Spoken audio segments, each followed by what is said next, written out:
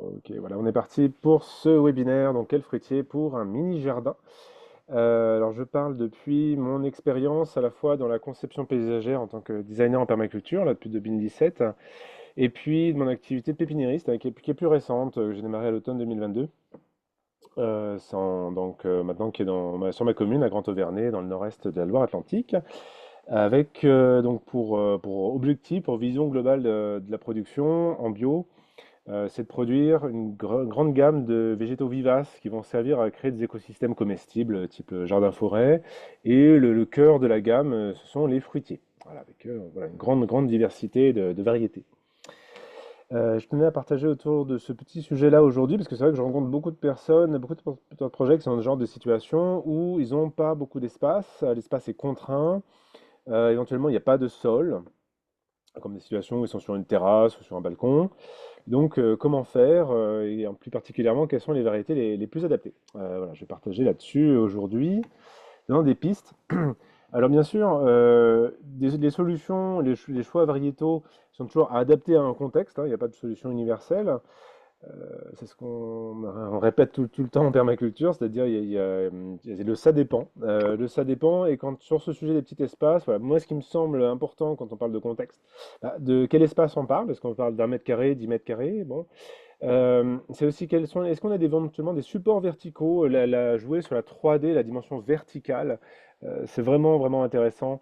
Dès lors qu'on parle d'espaces très contraints, on gagne souvent plus de possibilités, densité de production à partir du moment où on a des supports verticaux, quitte à les ancrer sur site. Est-ce qu'on parle de production en sol, même si c'est éventuellement un sol très dégradé, ou c'est des contenants, donc hors sol, et dans les deux cas, quelle est la profondeur de sol disponible? Alors les situations les plus extrêmes, ça va être sur 5-10 cm de sol. Bon, les possibilités sont très réduites, mais il y en a quand même. Jusqu'à des situations où on va commencer à pouvoir mettre des petits arbustes, où là, il faut quand même, à minima, à mon sens, du 60-80 cm de sol, quoi, pour que les arbustes puissent développer leur système racinaire. Quel est le niveau d'accès à la lumière, de la pleine lumière jusqu'à des parties qui sont complètement ombragées? Bon, mais même dans les parties complètement ombragées, là où on peut amener un peu de subtilité, c'est est-ce qu'il y a des surfaces réflectives à proximité, ce qui arrive souvent dans des environnements urbains. Peut-être que le végétal en tant que tel, il n'y a pas de lumière directe du soleil, mais vous avez tout un ensemble de façades relativement claires autour qui reflètent la lumière, et donc ça fait quand même un apport de lumière non négligeable. Voilà. Et puis l'accès à l'eau, hein, évidemment, est crucial. A fortiori déjà l'eau de pluie, et est-ce qu'il y a d'autres sources d'approvisionnement en eau. Alors, quelques réflexions hein, sur l'aménagement paysager. Sur ces petits espaces, souvent on va être sur des cultures en bac, c'est quand même le plus courant quand on est sur du hors-sol. Qui dit bac, il dit donc là d'avoir un support de base qui soutienne le poids du support de culture. Alors bon, si on est sur le sol, la question ne se pose pas, mais dès lors qu'on est sur des toitures terrasses ou balcons, les questions de la solidité structurelle des bâtiments se posent, hein, sérieusement, parce qu'on est vite sur des poids de quelques centaines de kilos, voire de quelques tonnes. Donc la question n'est pas anodine sur ce type de hors-sol-là. Euh, Ensuite, faut prendre en compte le poids donc, du terreau en tant que tel. Bon, après, ça dépend des formulations commerciales, mais enfin, on est de l'ordre de 500-600 kilos du mètre cube quand même, hein, donc faut anticiper ça. Qui dit support hors sol dit aussi fort drainage, hein, quel que soit le conteneur, donc faut en avoir conscience. Alors, soit on s'astreint à faire de l'arrosage uniquement manuel, mais c'est un peu compliqué dans le quotidien, a fortiori lorsqu'on part en vacances. Donc on va vite sur sur des solutions d'arrosage soit mutualisées, surtout quand on est sur des jardins participatifs, soit sur des systèmes d'irrigation automatisés. Euh, la solution, on va dire la plus courante, moi, de ce que j'ai pu observer, et qui effectivement est très pratique, ça va être des systèmes qui sont basés sur un robinet d'extérieur, avec un minuteur qui est programmable, et qui va après alimenter un circuit de goutte à goutte, comme on peut voir d'ailleurs à l'image sur cet exemple-là de réalisation. C'est vrai que ça a l'avantage d'une grande simplicité d'être un système relativement peu onéreux. Supports verticaux aussi. Alors, si on a déjà des surfaces verticales, la solution classique, comme on a ici à l'écran, ça va être les treilles. On peut avoir toutes sortes de designs, d'aspects esthétiques. On peut pouvoir mettre également des arches. des tonnelles, des pergolas, ou encore des conteneurs suspendus, comme les pots suspendus là qu'on a ici à l'image. Un courant aussi qui s'est développé ces dernières années, surtout avec le mouvement de l'agriculture urbaine, eh bien, c'est aussi le débétonnage. C'est une autre façon de prendre la problématique. On est sur un espace qui est à première vue hors sol. Eh bien, on a de plus en plus ces initiatives portées par des collectivités, par des municipalités ou sur du territoire, enfin sur la propriété publique en général, où la collectivité, effectivement, va mettre, pour une année donnée, une période chantier où les citoyens, alors encadrés par le personnel municipal ou des associations, vont débétonner, enlever le goudron, enlever l'asphalte pour refaire apparaître le sol. Alors bon, après, bien sûr, c'est des sols qui sont a priori très dégradés. Il n'y a généralement pas de vie, hein, il n'y a plus de biologie dans ces sols-là, extrêmement compactés, extrêmement pierreux, hein, donc c'est de la terre de remblai en général, donc il y a un gros, gros travail de régénération du sol. Mais enfin bon, le fait est que effectivement, ça permet bien de revenir quand même à un sol. Alors quand on parle d'un sol qu'on va cultiver, bon, je vais pas me lancer dans un grand cours d'agronomie, hein, mais c'est pas le sujet de ce webinaire, mais enfin quand même quelques fondamentaux à reposer. C'est quoi les basiques pour que ça marche? Eh bien, qu'on ait une texture et que ce soit ni trop lourd, ni trop engorgé, notamment en eau, ni trop légère qui laisserait trop passer, percoler l'eau et les nutriments.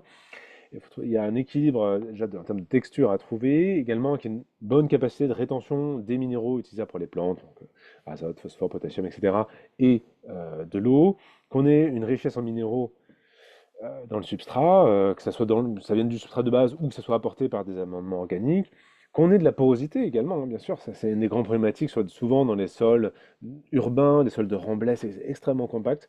Eh bien non, il faut qu'on ait de l'oxygène qui puisse circuler dans les sols pour que le sol soit fertile, hein. Donc cet aspect de porosité, idéalement d'avoir un sol vraiment qui a une texture de couscous où l'air puisse vraiment bien passer, c'est important, hein. Dans un sol idéal, souvent en agronomie, il faudrait qu'on ait de l'ordre de un quart du volume du sol qui soit occupé par de l'air et un autre quart du volume par de l'eau, donc qu'on ait dans l'ensemble de l'ordre de la moitié de l'espace du sol qui soit des infractuosité, hein, de la macro et de la micro-porosité, c'est vraiment important. Et puis qu'on ait de la vie.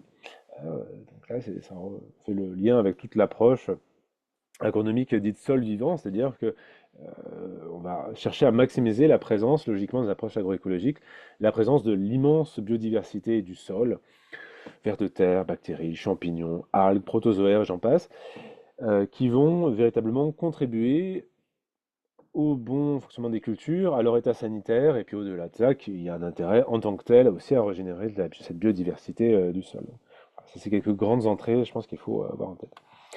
Alors, qui dit culture hors sol, souvent dit apport de terreau. Très bien, c'est après la grande question derrière, c'est quel terreau? Bon, le choix est très large, hein, je ne prétends pas avoir tout testé.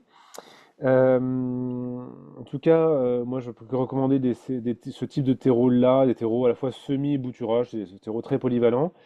Euh, L'important aujourd'hui étant que l'essentiel du volume de ces terreaux-là, c'est souvent constitué de compost à partir de matière végétale, donc ça vient des filières de déchets verts, de déchetterie, hein. Le point d'attention souvent, c'est est-ce qu'on a plus ou moins la présence de plastique? Parce que c'est malheureusement une problématique assez récurrente dans les filières déchetterie de déchets verts, c'est la présence de déchets plastiques ou de microparticules de plastique. Ça dépend du niveau de qualité enfin, de terreau que vous avez. Euh, Ça, c'est un point de vigilance, je dirais. Et puis, il y a un grand questionnement, enfin, en tout cas, qui fait de plus en plus l'actualité quand on parle terreau, c'est la présence ou non de tourbes. Parce que les tours, ça provient donc de tourbières et c'est une ressource qui, à l'échelle de la société humaine, n'est pas renouvelable. Donc c'est quelque chose qui te fait de plus en plus question également en termes de cohérence écologique quand on parle de l'usage du terreau.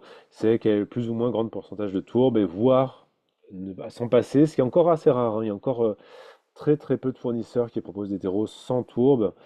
Voilà. Mais je vous mets en tout cas un point d'interrogation là-dessus et le fait que, en tout cas, certainement dans les années à venir, il y a de la recherche, il y aura du développement sur des terreaux qui donc se passeront, en tout cas n'utiliseront nettement moins de tourbe que ce n'est souvent le cas aujourd'hui.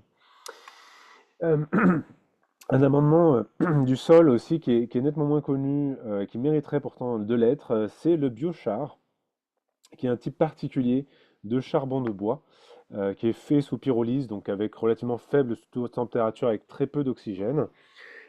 qui nous donne ce genre de texture ici, qui après va être fragmenté, qui va être micronisé pour être mis dans les sols. Je ne vais pas beaucoup m'étendre là-dessus, mais c'est un amendement qui mériterait encore une fois d'être beaucoup plus connu parce qu'il permet au substrat, au sol, de bien mieux retenir les nutriments minéraux et l'eau. Dans la littérature agronomique, j'ai pu lire sur le sujet, ce qui est recommandé aujourd'hui, c'est d'en mettre 500 grammes par mètre carré de sol. Au-delà de ce type de quantité, il n'y aurait plus d'effet significatif repérable dans l'état de la littérature actuelle. Et j'insiste d'autant plus là-dessus que souvent, ce qui est dit espace hors sol, dit donc contenant hors sol, dit beaucoup de drainage, d'où l'intérêt d'avoir des amendements comme celui-ci qui permettent d'autant mieux de retenir l'eau dans le substrat.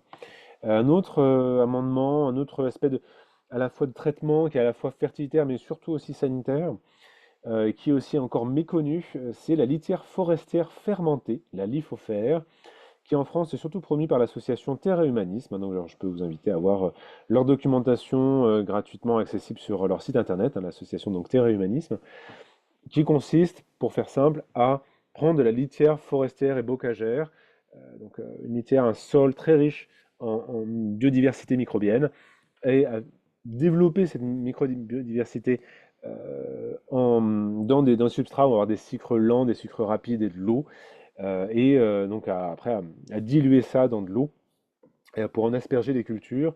L'idée étant de réensemencer la fois les végétaux et le sol en micro-organismes.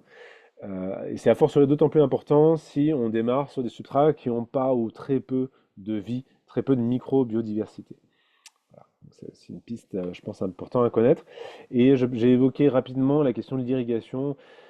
C'est vrai que sur des situations comme ça de petits contenants, de petits espaces, en général, la règle, l'élément, l'équipement, je trouve le plus efficace, le plus simple à entretenir, le moins onéreux, et qui est le plus économe en eau, eh bien, c'est le goutte à goutte, qui, il est vrai, est très très simple à mettre, souvent sur des petits contenants, un seul linéaire de goutte à goutte. Donc relié encore une fois avec un robinet, avec un programmateur, souvent suffit à faire le job, au moins pour les périodes estivales ou a fortiori les périodes où on est en vacances. Une autre solution plus low-tech de récup, je trouvais intéressante là que j'ai pu voir, j'ai pu expérimenter dans des jardins participatifs. Donc ça consiste à, voilà, comme on peut le voir un peu à l'image, à récupérer deux types de bouteilles plastiques courantes dans le commerce, les bouteilles 1 litre, les bouteilles 10 litres. Ça consiste finalement à faire de micro-serres. On va remplir la petite bouteille d'eau, on met en verre et on cloche la grande bouteille qu'on va voir au-dessous. L'idée étant que c'est fait pour la période estivale, bien sûr. On va avoir une évaporation de l'eau qui va venir sur la cloche et puis après qui va percoler tout autour notre petit dispositif. C'est, disons, un contrepoint, une alternative à aussi un autre dispositif dont on entend de plus en plus parler, qui sont les Oya, qui consistent à prendre de la céramique traditionnelle qui est laissée brute, qui est laissée poreuse, dans laquelle on verse de l'eau. C'est, disons, ça, c'est une variante, pour le coup, très économique. Contrairement aux Oya, malheureusement, enfin, après, en tout cas, on les apprend dans le commerce, représentent vite un budget très, très conséquent.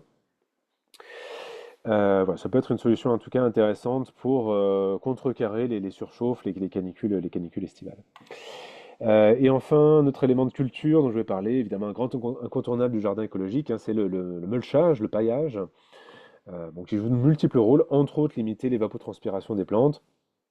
Et j'ai estimé ici, je voulais mettre à l'attention sur une des solutions de paillage qui se développe beaucoup maintenant, c'est des formes de bâches, mais non pas de bâches en plastique, mais des bâches de végétaux compressés. Alors ça peut être de l'herbe, du chanvre, comme on a ici à l'image, du lin, différentes matériaux végétaux. En tout cas, il y a de plus en plus de propositions qui viennent de fabricants, et leur intérêt, en tout cas, c'est d'assurer un contrôle très fort de l'évapotranspiration et de l'enherbement. Il suffira après de mettre ça dans le support de culture et puis de faire des incisions à l'endroit où on met nos plants très, très simplement. En tout cas, je trouve que c'est une solution assez pratique.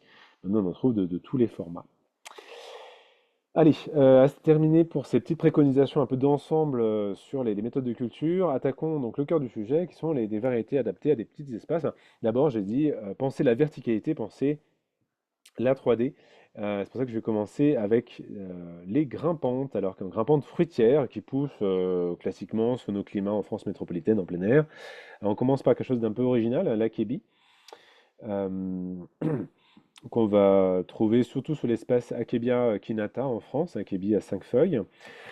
Un fruit, enfin, une grimpante fruitière qui nous vient d'Asie du Sud-Est, qui est tout à fait rustique, hein, ça tient dans la littérature jusqu'à moins 15 degrés Celsius, qui va apprécier aussi bien des situations de plein soleil que de mi-ombre, donc assez souple au niveau de l'ensoleillement, et qui va faire un feuillage très dense. Donc ça peut être intéressant si on cherche justement à tamiser l'ensoleillement, et qui va faire cette floraison pourpre, donc très très remarquable, ce qu'on voit ici à l'image, et en même temps, donc sur l'automne, on va voir cette fructification très particulière, qui pensait des grosses saucisses violettes qui s'ouvrent à maturité, laissant passer comme ça cette pulpe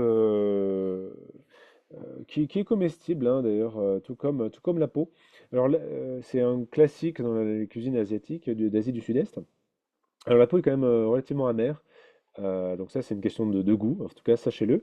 La pulpe, elle, a très peu de goût, elle est très légèrement sucrée. Je pense qu'en pratique elle a plus d'intérêt, non pas en tant que telle brute, mais dans une salade de fruits par exemple, pour apporter de la texture. Une autre grimpante fruitière, les passiflores. Alors, celle qui pousse en climat tempéré en plein air, c'est la Passiflora caerula, donc la passiflore bleue, qui est un grand classique. On la trouve dans chez beaucoup de producteurs. C'est celle qu'on a ici à l'image. Bon, déjà, très belle floraison. Feuillage semi-persistant. Donc, semi-persistant, ça va plus ou moins se garder selon la température ambiante de votre jardin en hiver et qui va produire un fruit qui est comestible. Alors là encore une fois, c'est comme l'akébie, le goût est pas formidable, hein, voilà, ça apportait plus une texture craquante, parce que il y a beaucoup de graines dans la pulpe.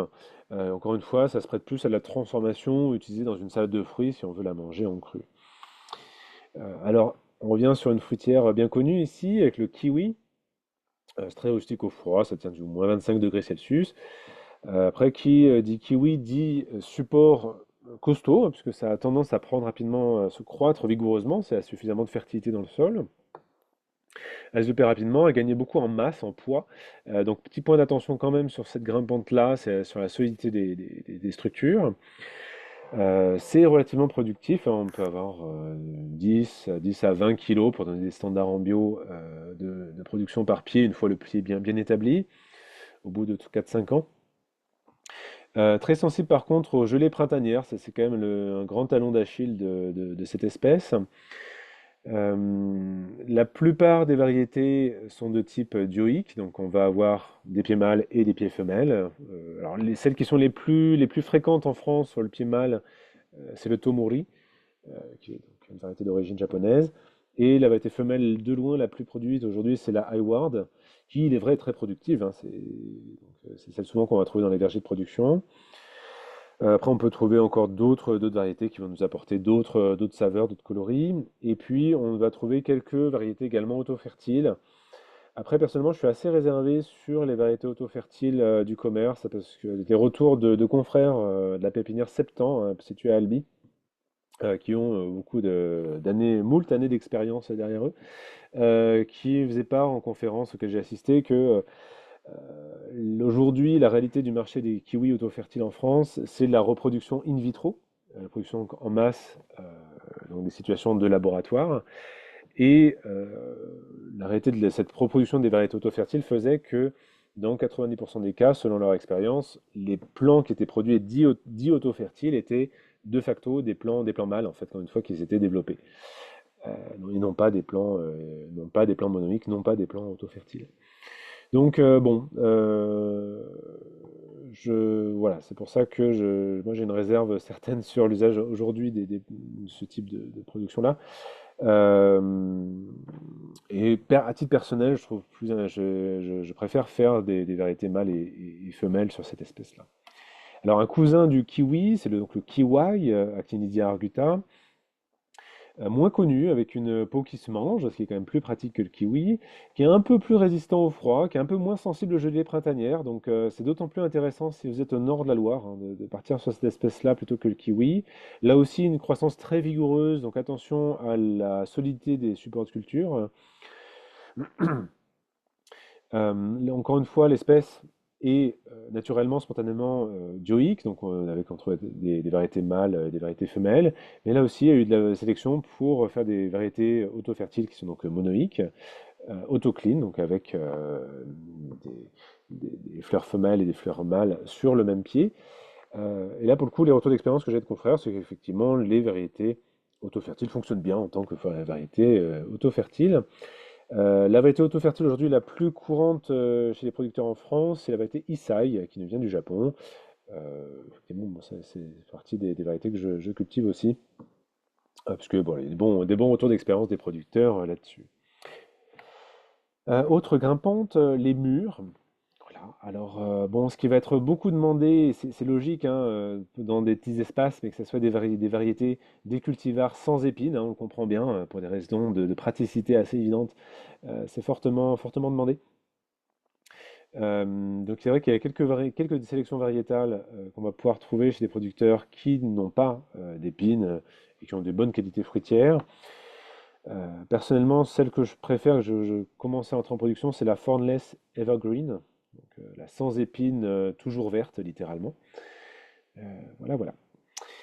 Et puis on a eu le développement au XXe siècle d'hybrides entre le framboisier et la mûre, donc des hybrides qui sont également des plantes grimpantes, donc dans lesquelles on va trouver à la fois le Loganberry et le Thai-berry, qui est vraiment cet aspect hybride au niveau de l'aspect et du goût, encore une fois, entre la mûre et la framboise. Et enfin, je terminerai l'aspect grimpante avec les vignes. Alors là, il y a un immense choix de cépages, bien sûr, avec déjà primo les grandes variantes, les grandes catégories que sont raisin de table, raisin de cuve, si on veut faire du vin maison, et la distinction donc grain blanc, grain noir. Après, en tant que particulier dans des petits espaces, assez logiquement, il me semble qu'il y a un vrai intérêt d'aller sur des variétés qui sont résistantes aux principaux ravageurs, aux principales maladies de la vigne, que sont le mildiou, l'oïdium et le phylloxéra. Donc là, on a notamment les variétés Jacquet, Othello, Noah, Clinton, Herbemont, Isabelle, qui sont des variétés éminemment résistantes à ces principaux parasites de la vigne. Donc, a fortiori, dans une approche agroécologique, en tant que particulier, ça me semble plutôt logique d'aller sur ces variétés-là, qui sont encore assez méconnues, mais qui ont tendance ces dernières années à redevenir à la mode. Et je vois que de plus en plus de producteurs, de pépiniéristes se mettent sur ce créneau-là. En tout cas, aujourd'hui, il y a un grand spécialiste du sujet qui est situé dans le sud de la France, qui est la pépinière Viticabrol, hein, voilà, qui est la grande référence en la matière. Ensuite, il y a le rayon de tous les petits fruits acidophiles, donc qui vont être adaptés sur des substrats acides. Donc, a fortiori, si vous n'avez pas d'emblée un sol acide, et ce qui va être nécessaire de mettre en place, c'est des amendements de type terre de bruyère qui vont permettre de baisser le pH. On est sur des pH entre 4 et 5,5. Donc là-dedans, on va trouver des fruitiers relativement compacts. Alors, le lérel rouge, alors, est très compact, c'est vraiment un couvre-sol qui ne va pas dépasser une trentaine de centimètres de hauteur. Ça, par contre, ça va apprécier des situations relativement fraîches, voire humides, et de mi-ombre. C'est quand même enfin, un petit fruit de lisière forestière, donc quand même un environnement adapté à ça. Dans le même type de biotope, on va trouver l'aronia, encore une fois, endroit frais, voire légèrement humide, situation de mi-ombre. Là, ça va être un peu plus haut, on va être entre 1 et 2 mètres de hauteur selon le cultivar. On revient sur du couvre-sol avec la canneberge, là aussi qui apprécie alors pour le coup des sols franchement humides et des situations de mi-ombre. On va trouver le myrtiller également. Là encore une fois, toujours la même chose, sol acide, situation de mi-ombre, sol frais. Alors là, une grande palette de possibilités chez les cultivars. On va avoir de très petits myrtillers couvre-sol qui vont faire 30-40 cm, qui sont souvent des myrtillers d'origine européenne, jusqu'à des grands myrtillers qui vont pouvoir atteindre du 1,50 m, voire du 4 mètres pour les plus grands cultivars. qui viennent plutôt de l'espèce Vaccinosium corymbosum, qui est donc du myrtiller d'Amérique du Nord. Et puis aussi dans les acidophiles, on y pense moins, mais il y a également le fraisier, hein, qui a donc couvre-sol très intéressant. C'est quand même une grande diversité de cultivars, de variétés. Et donc, survient mes couvre-sols, érelle rouge, canneberge, fraisier, à condition qu'on ait le biotope, l'environnement adapté. C'est d'autant plus intéressant qu'ils ont besoin de très peu de profondeur de sol, hein, de l'ordre de dizaines de centimètres d'épaisseur de sol suffit pour les cultiver. Donc sur des situations hors sol très contraintes ou sur des sols, du plein sol on a très peu de profondeur de sol, c'est d'autant plus intéressant. Alors après, on a toute une gamme aussi de petits fruits pour des sols neutres, des sols autour de la neutralité, entre 6 à 7,5 de pH. Alors on va déjà trouver l'argousier, on a plus l'habitude de le voir dans le sud-est de la France, mais potentiellement il peut pousser finalement en plein air dans toute la France métropolitaine. L'argousier qui va nous produire en hiver ces baies donc jaune orangé, très riches en vitamines, qui vont bien se prêter à faire des confitures, des gelées, des jus. Alors l'espèce est dioïque, donc on va trouver des variétés mâles, des variétés femelles. La variété mâle la plus utilisée aujourd'hui en France, c'est la Paul Mix. On peut aussi citer la Lorde qui est un peu plus précoce, donc c'est un bon complément avec la Paul Mix si on a de l'espace évidemment. Ou encore la Sprite. Alors la Sprite est d'autant plus adaptée à des petits espaces qu'elle est beaucoup plus compacte que la forme type de l'argousier. L'argousier, dire type, alors, il va faire dans les 2-3 mètres de hauteur, mais il faut savoir que c'est un arbuste qui se supporte très bien la taille. Donc par la taille, on peut beaucoup plus le contraindre et le rendre plus adapté à des petits espaces. Après, il existe de nombreux cultivars de type femelle. Personnellement, celui que je trouve le plus intéressant, c'est la variété Rock Orange, qui est une très bonne variété fruitière, très productive, et c'est un long pédoncule, donc ça se récolte, c'est un fruit qui se récolte bien. Et enfin, il y a quelques sélections auto-fertiles. Donc, c'est ce qu'on va pouvoir trouver chez les producteurs en France. On va trouver le Fritzdorfer Orange, la Sandora, ou encore la variété Solo. Alors après, les auto-fertiles, évidemment, ont leur intérêt parce que moins besoin d'espace, évidemment, on le comprend bien. Cela dit, le fait est qu'ils sont moins productifs. Un pied auto-fertile va moins produire qu'un pied femelle, pardon, pollinisé. Donc après, c'est une question de choix. Sachant qu'une option, si on a encore une fois très peu d'espace, c'est de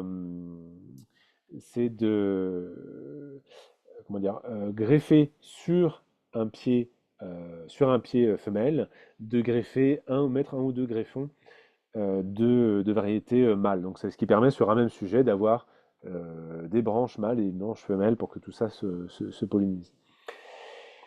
Autre option, donc ce sont les cassissiers et un hybride entre le cassissier et le groseillier à macro qui est le casseillier. Donc voilà, un grand classique, alors qui est un petit fruit parmi globalement les petits fruits supportent mal le plein soleil et les canicules, mais le cassissier fait partie des espèces qui résistent le mieux à ça, même si évidemment il ne faut pas non plus trop abuser là-dessus.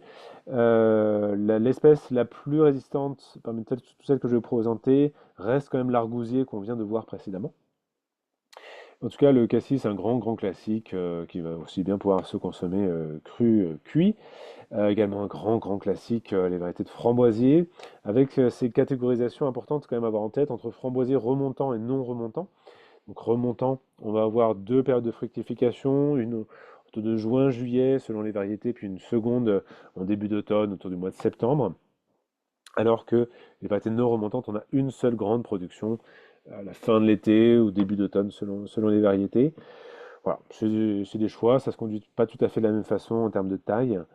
En tout cas, on peut, bien sûr, si on a l'espace, pouvoir faire un panel entre remontant et non remontant, finalement, pour étaler potentiellement la fructification de début juin à la mi-octobre, avec une pause en août, parce on n'a quasiment pas de production au mois d'août à proprement parler. Autre petit fruit plus méconnu, en tout cas, on y pense moins en tant que fruitier, ce sont les fuchsias.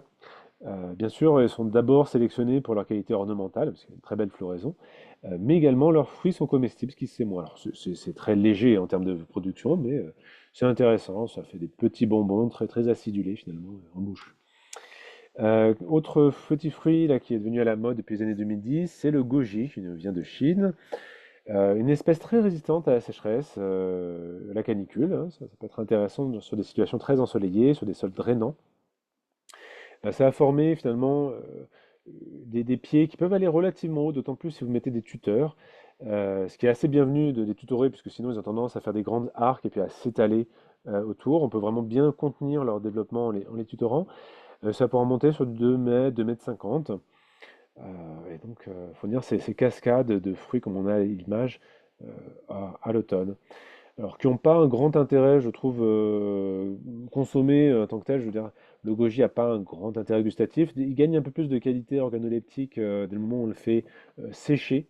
Le processus de séchage, puis éventuellement de fermentation qui peut aller avec, ça développe des qualités gustatives plus intéressantes que le fruit cru.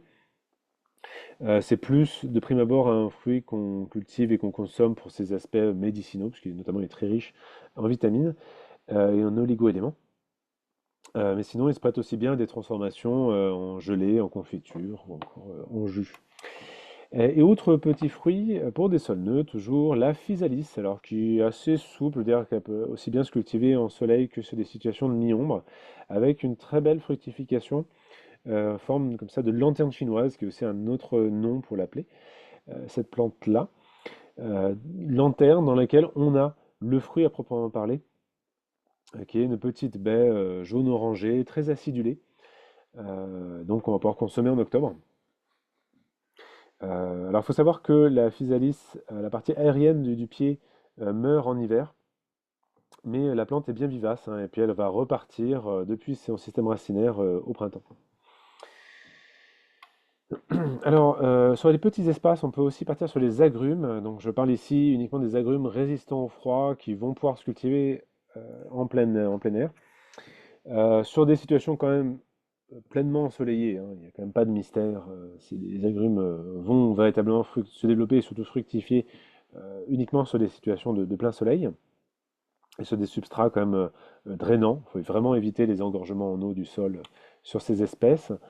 Alors, que va-t-on trouver? Quelques références. On peut trouver des formes de citronniers, donc les citrus sudachi, les citrus yuzu. Une bonne partie aujourd'hui des agrumes résistants au froid qu'on va trouver produits en France proviennent du Japon, donc c'est notamment le cas de ces variétés. Si vous cherchez vraiment des agrumes qui restent très compacts, qui demandent très peu d'espace, ma recommandation c'est de partir sur un porte-greffe qui est le porte-greffe Pancerus trifoliata, qu'on appelle aussi le citronnier épineux, et plus particulièrement le Pancerus trifoliata de la variété Flying Dragon, qui est une variété nanifiante. On va permettre d'avoir des sujets qui vont être de l'ordre de 1 mètre de hauteur à maturité. Parce qu'il y a une vraie différence entre le Pancerus trifoliata de base, qui est un porte-greffe qui, il est vrai, est de faible vigueur, mais quand même, on va avoir, alors évidemment, ça dépend aussi de quelle variété d'agrumes on parle, qui va être greffé dessus, mais on est souvent autour de 2 mètres de hauteur à maturité. Par contre, si on cherche des espaces, enfin si on est très contraint en termes d'espace, si on cherche des choses vraiment nanifiantes, évidemment, je vous recommanderais de partir sur donc, ce porte-greffe spécifique qui est Flying Dragon, qui en plus apporte vraiment une forte rusticité, une forte capacité de résistance au froid. On est de l'ordre de résistance à moins 15 degrés Celsius. Donc, Citrus Sudachi, Citrus Yuzu qui peut être fait là-dessus. Toujours sur les agrumes résistants au froid entre les Kumquat. Alors, notamment, ce qu'on va pouvoir trouver en France, on va avoir le Nagumi, donc une variété, ce qu'on a à l'image d'ailleurs, qui va être relativement ovale, mais également les variétés Fukushu au Nagumi. Pardon, Fukushu tout seul, j'ai une petite erreur sur la diapo. Fukushu qui va être donc une variété qui va être beaucoup plus ronde au niveau de la forme. Finalement, grosso modo, les variétés qui sont ovales comme Nagomi, on va être sur des goûts très acidulés.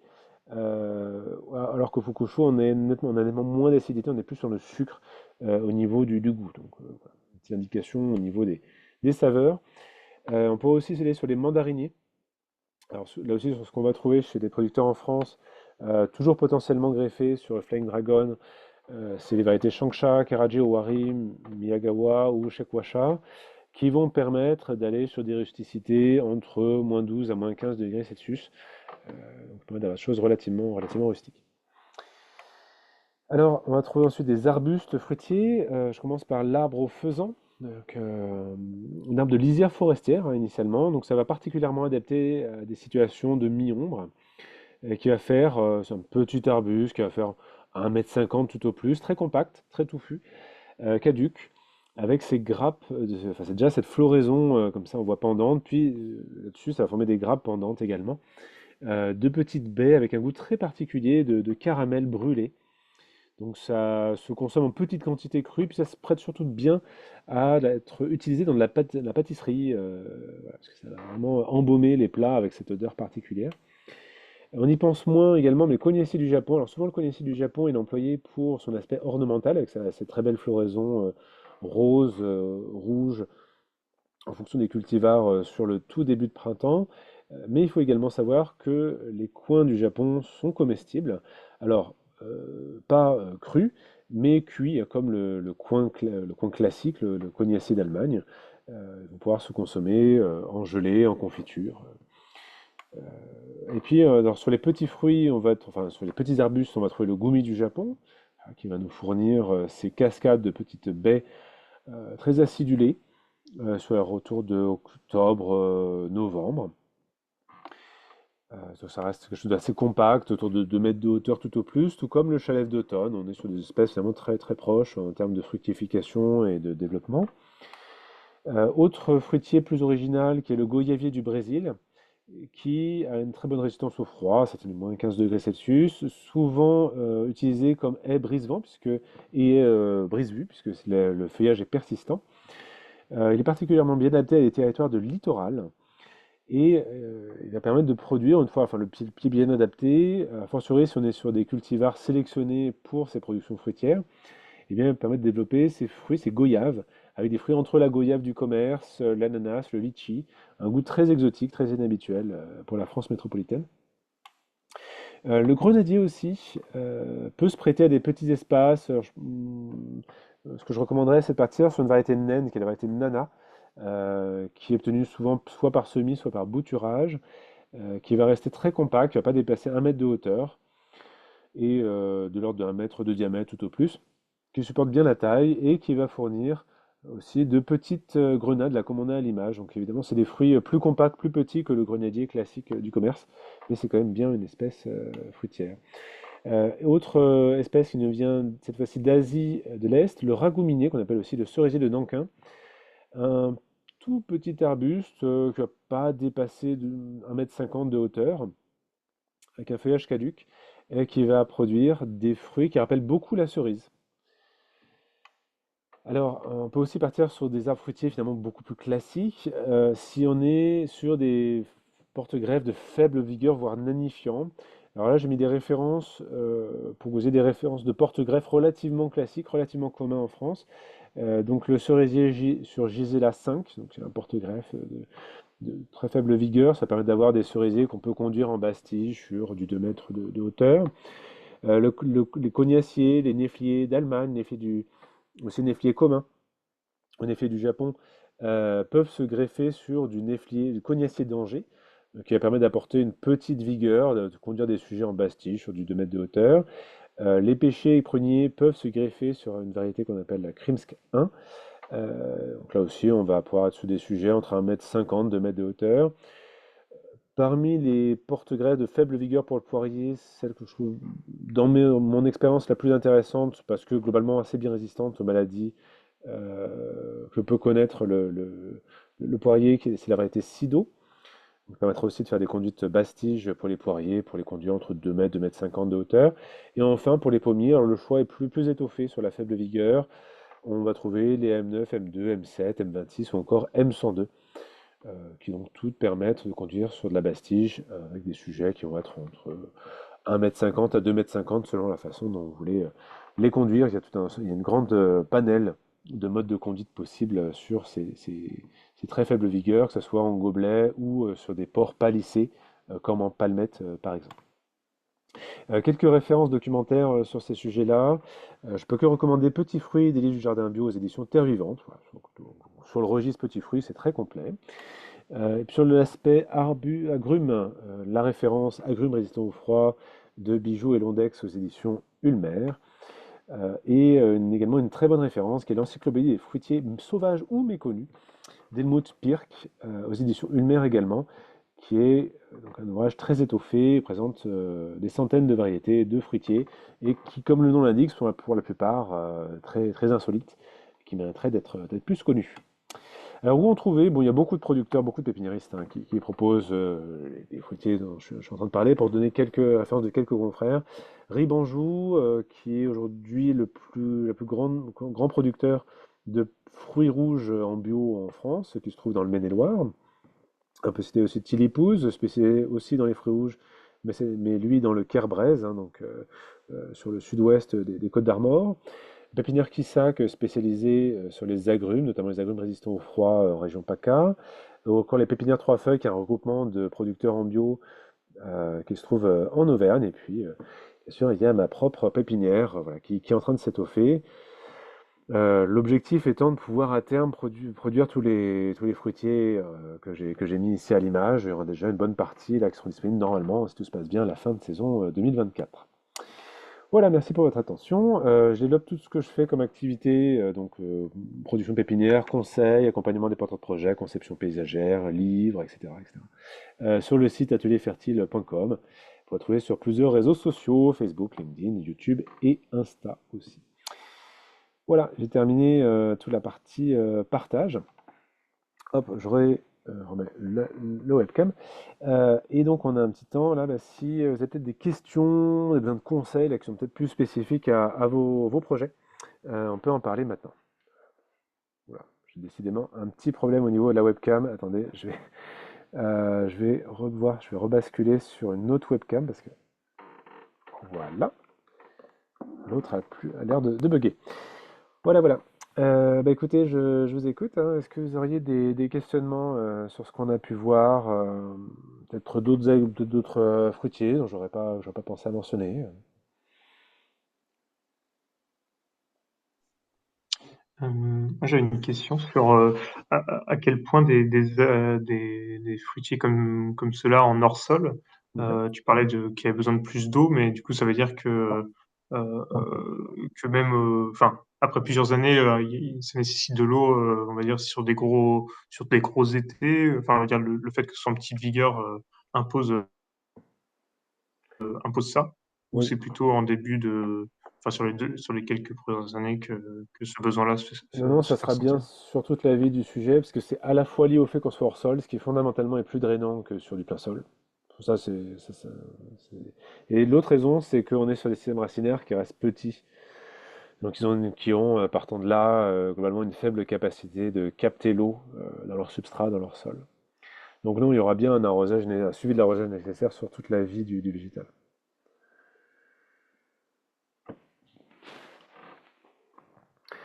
Globalement, tous les Merci. arbustes, tout ce qui est arbustes que j'ai pu montrer ici à l'écran, faudrait quand même à minima 60 centimètres, et même 60 centimètres, c'est quand même vraiment limite. C'est plutôt 80 centimètres de profondeur de sol.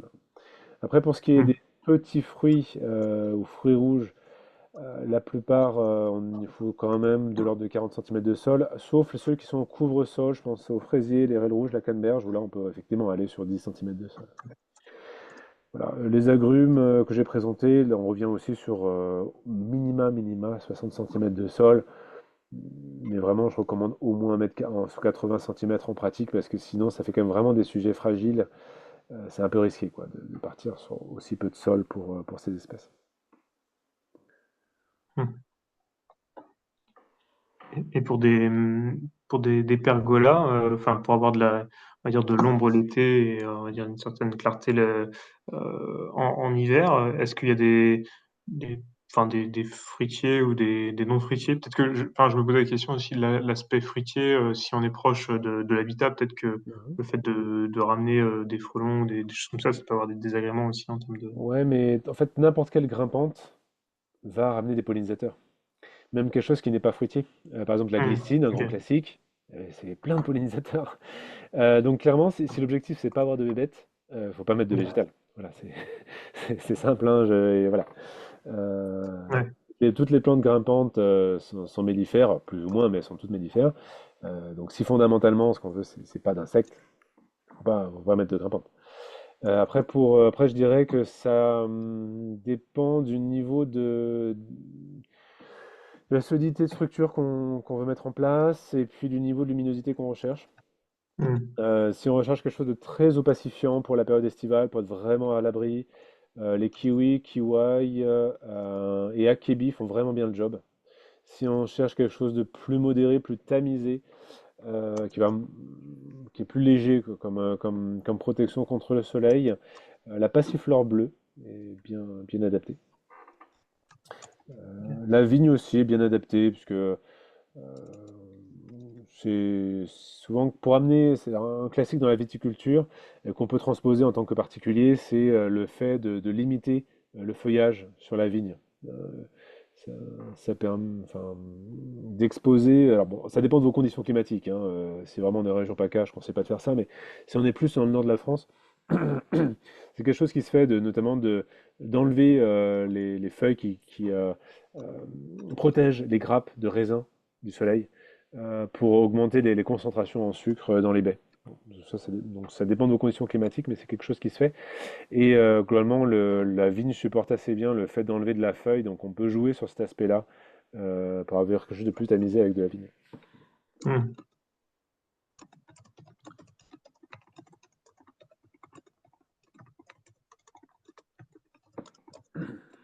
Ok, d'autres questions?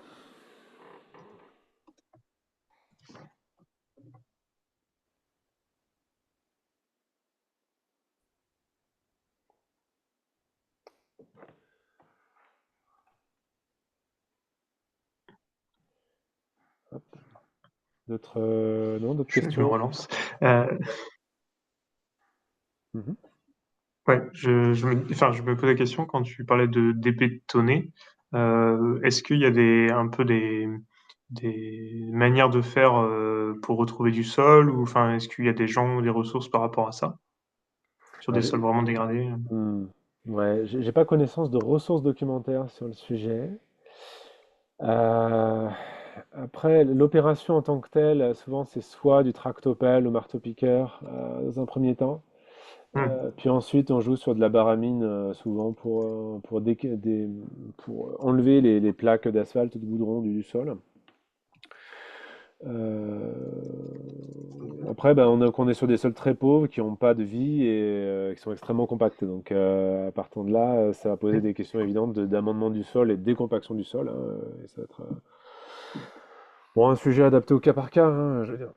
Mais pour donner quand même un des rares retours d'expérience que je connaisse dans ce genre de situation, alors pour le coup pour l'agriculture professionnelle, c'est un projet de maraîchage sol vivant à Marseille.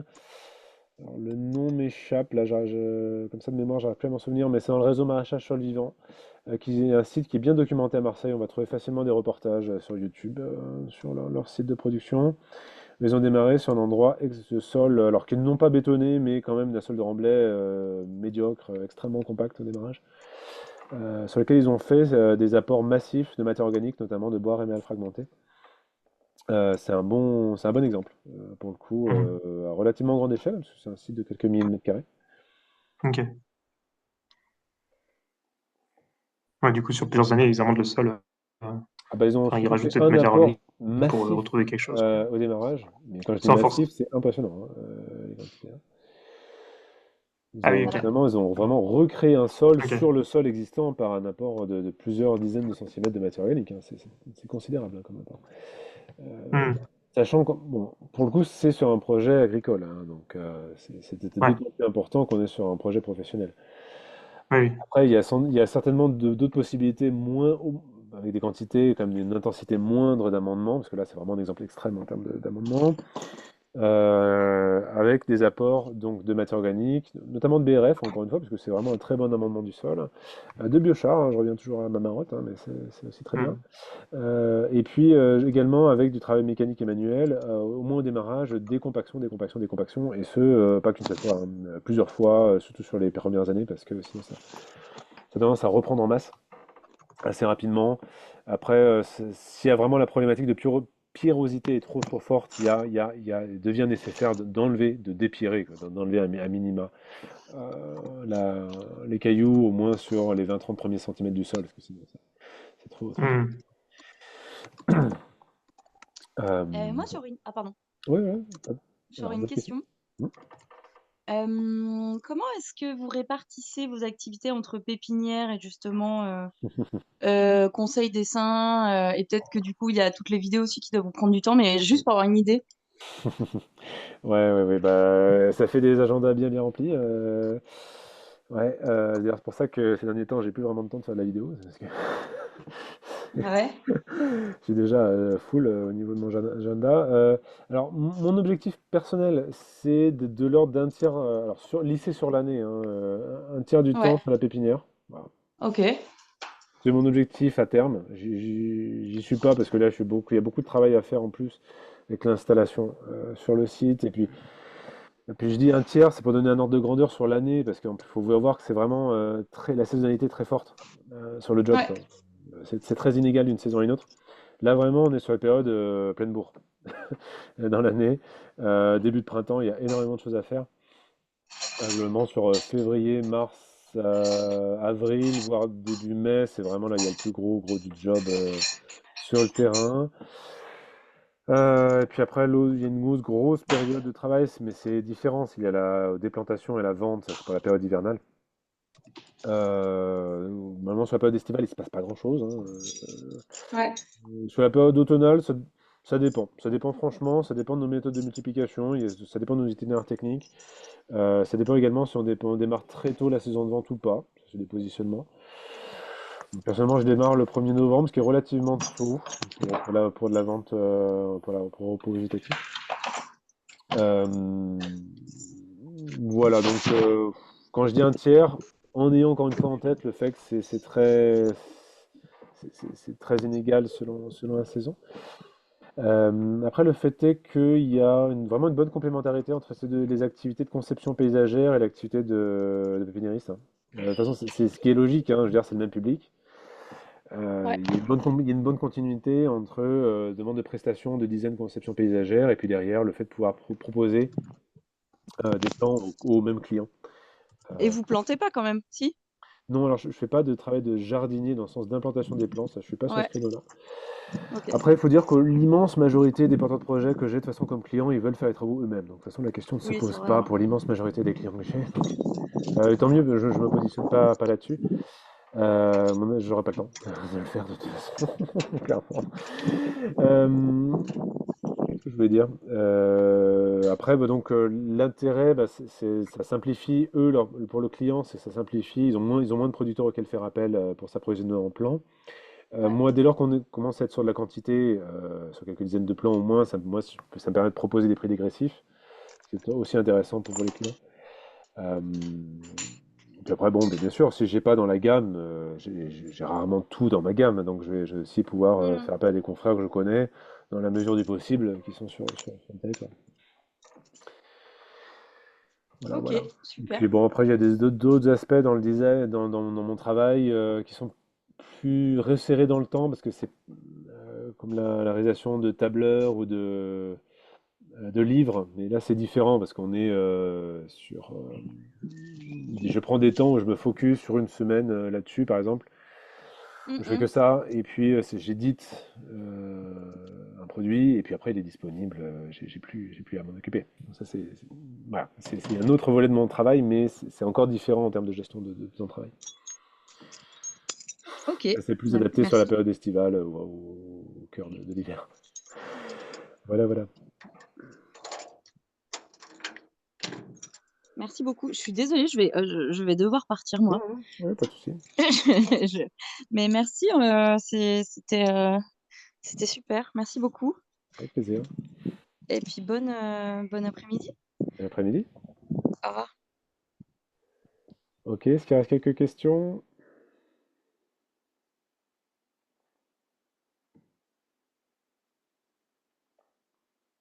Non, on dirait que j'ai épuisé les questions. Ok. Bon, bah écoutez, je vais conclure là le webinaire. Merci d'y avoir participé. Alors, je souhaite en tout cas bon courage à vous tous dans vos projets de plantation. Voilà, voilà. Et puis, ben, s'il y a besoin de conseils, voire d'accompagnement, bah, écoutez, n'hésitez pas à revenir vers moi, hein. Déjà, toutes les infos sur la façon dont je travaille, ce que je propose, c'est détaillé sur le site internet, hein, donc www.atelierfertile.com. Et puis, vous pouvez me contacter directement sur les réseaux sociaux, par téléphone ou par mail, voilà, pour échanger, voilà, puis voir ce que je peux vous proposer. Voilà, voilà. Bon, bah, écoutez, très belle saison de culture, là, qui commence. Merci, ouais, Merci. bonne journée à tous. Au Bonne revoir. journée. Au revoir. Au revoir tout le monde.